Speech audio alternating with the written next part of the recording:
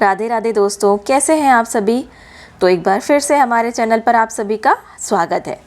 दोस्तों, आज की वीडियो बहुत ही खास होने वाली है क्योंकि आज हम आपको बताने जा रहे हैं कि बसंत पंचमी पर किस तरीके से लड्डू गोपाल की सेवा की जाती है और पूजा अर्चना की जाती है। लेकिन उससे पहले आप सभी को बसंत पंचमी की हार्दिक शुभकामनाएं। ईश्वर से ये प्रार्थना है कि ये बसंत पंचमी आपके जीवन में नए उजाले लेकर आए और ज्ञान की रोशनी फैलाए। तो जैसा कि हम सभी जानते हैं, बसंत पंचमी पर माता सरस्वती की पूजा की जाती है। कहते हैं कि सरस्वती जी की पूजा भी सबसे पहले भगवान श्री कृष्ण ने की थी, इसीलिए इस दिन सरस्वती जी के साथ साथ लड्डू गोपाल अर्थात श्री कृष्ण की पूजा का भी विशेष महत्व है। तो चलिए जानते हैं कि किस तरीके से हमें सेवा करनी चाहिए। बसंत पंचमी के दिन सबसे पहले स्नान आदि करके हमें पीले वस्त्र धारण करने चाहिए क्योंकि बसंत पंचमी के उत्सव में पीले रंग का विशेष महत्व होता है। और इस दिन हमें रोज़ की तरह ही अपने लाला को सुबह उठाना है, जगाना है। उसके बाद उन्हें पानी और दूध का भोग लगाना है। ध्यान रखें कि दूध में तुलसी दल अवश्य हो। उसके बाद हमें अपने लड्डू गोपाल को स्नान कराना है। जब हम अपने लड्डू गोपाल को स्नान कराते हैं तो हमें कुछ बातों का विशेष रूप से ध्यान देना चाहिए, जैसे कि पानी ज़्यादा गर्म या फिर ज़्यादा ठंडा ना हो, उन्हें गुनगुने पानी से ही नहलाना चाहिए। और वैसे आपके यहाँ पर जिस तरीके का मौसम हो आप उस हिसाब से ही उन्हें नहलाइएगा और कोशिश कीजिएगा कि उसी तरीके के उन्हें वस्त्र पहनाएं। जैसे अगर आपके यहाँ अभी तक भी बहुत ज़्यादा सर्दी का मौसम है तो आप उन्हें ऊनी वस्त्र ही पहनाएं।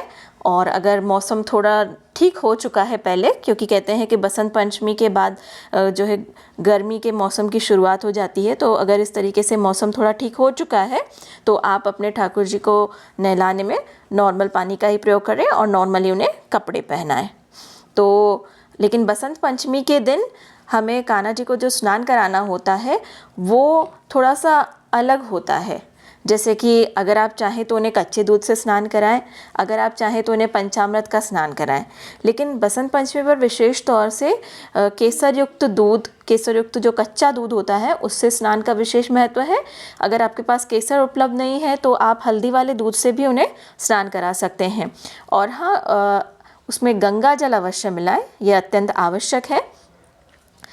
बाकी देखिए, मैं ये मानती हूँ कि इन सब से ज़रूरी होता है भक्त का भाव। आप सब पूरे मन से, पूरी श्रद्धा से ठाकुर जी की सेवा करते हैं तो सबसे अधिक महत्व वही रखता है।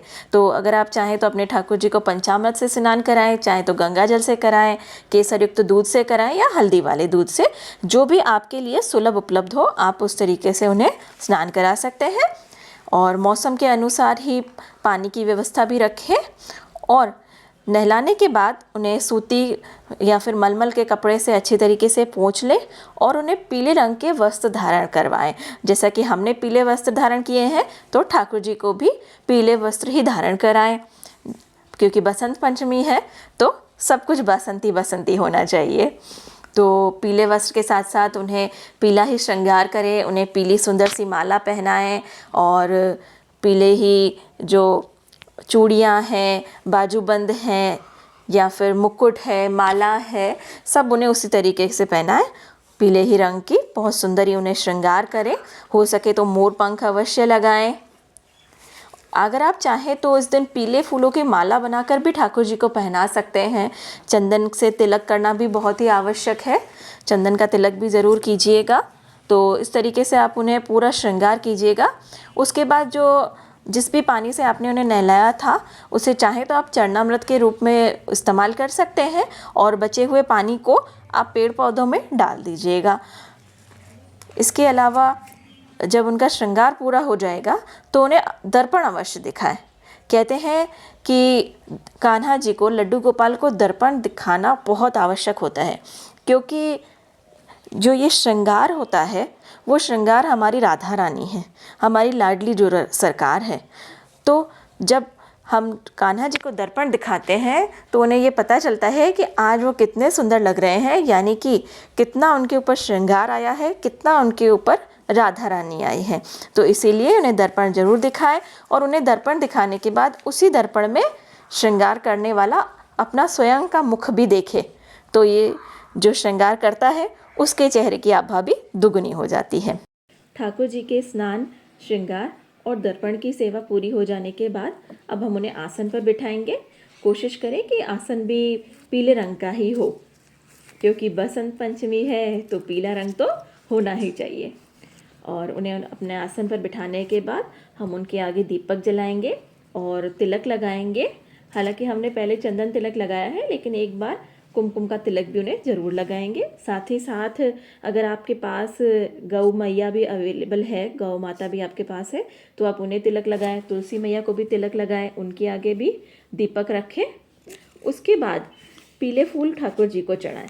आप ये पीले जो फूल हैं ये ठाकुर जी के साथ साथ तुलसी मैया को भी चढ़ाएं तथा गौ मैया को भी चढ़ाएं। और हाँ दोस्तों, एक विशेष बात, पूरे ब्रजमंडल में बसंत पंचमी के दिन से ही रंगोत्सव शुरू हो जाता है। इस दिन से पूरे ब्रज में होली मनाना शुरू हो जाता है और ठाकुर जी को गुलाल अर्पित किया जाता है। तो आप भी अपने लड्डू गोपाल को गुलाब ज़रूर अर्पित करें। उन्हें ज़्यादा रंग ना लगाएं, लेकिन हाँ उंगलियों से थोड़ा थोड़ा रंग जरूर लगाएं। हमारे लड्डू गोपाल तो बहुत छोटे से हैं, इसलिए हम उन्हें बिल्कुल थोड़ा सा गुलाल लगाते हैं ताकि उन्हें दिक्कत ना हो। लेकिन आप अगर चाहें, आपके लड्डू गोपाल अगर बड़े हैं तो आप उन्हें थोड़ा अच्छी तरीके से रंग लगा सकते हैं, उनके साथ होली खेल सकते हैं। वैसे आपके लड्डू गोपाल कितने बड़े हैं कमेंट करके ज़रूर बताइएगा। तो पूजा की इस विधि के बाद हम उन्हें भोग भी चढ़ाएंगे।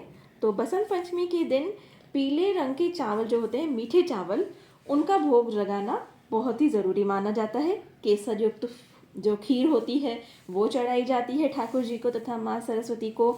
और पीले रंग का कोई भी मौसमी फल अगर आपके पास उपलब्ध हो तो उसका भी अवश्य से आप भोग लगाएं, उन्हें भी ज़रूर अर्पित करें। और भोग के साथ साथ 1 लोटा जल अवश्य कान्हा जी को समर्पित करें।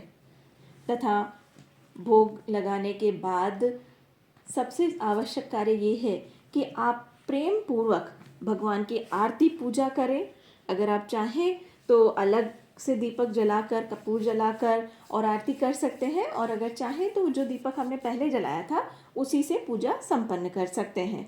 लेकिन उसके बाद पूजा में हुई किसी भी तरीके की त्रुटि के लिए हाथ जोड़कर उनसे क्षमा याचना अवश्य करें और साथ ही साथ उनसे अपनी मनोकामना बताएं, अपनी इच्छाएं बताएं और उनकी पूर्ति के लिए लड्डू गोपाल से आशीर्वाद अवश्य प्राप्त करें।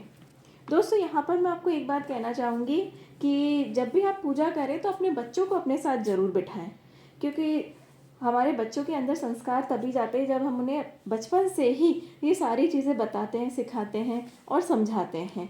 और वैसे भी बसंत पंचमी तो बच्चों के लिए स्पेशल है, क्योंकि यहाँ पर पूजा की जाती है सरस्वती माता की, जो ज्ञान की देवी हैं। तो और ठाकुर जी वो तो हमारे प्राण प्रिय हैं, तो जब उनकी पूजा हो रही है, उनके लिए पूजा हो रही है, तो हमारे साथ साथ हमारे बच्चों का बैठना भी अति आवश्यक है। तो दोस्तों, बसंत पंचमी पर जो हमने आज ये वीडियो बनाई है ये आपको कैसी लगी, और ये कमेंट करके हमें ज़रूर बताइएगा। लाइक और शेयर ज़रूर कीजिएगा और इसी तरीके की वीडियो के लिए हमारा चैनल ज़रूर सब्सक्राइब कीजिएगा। तब तक के लिए शुभ बसंत पंचमी।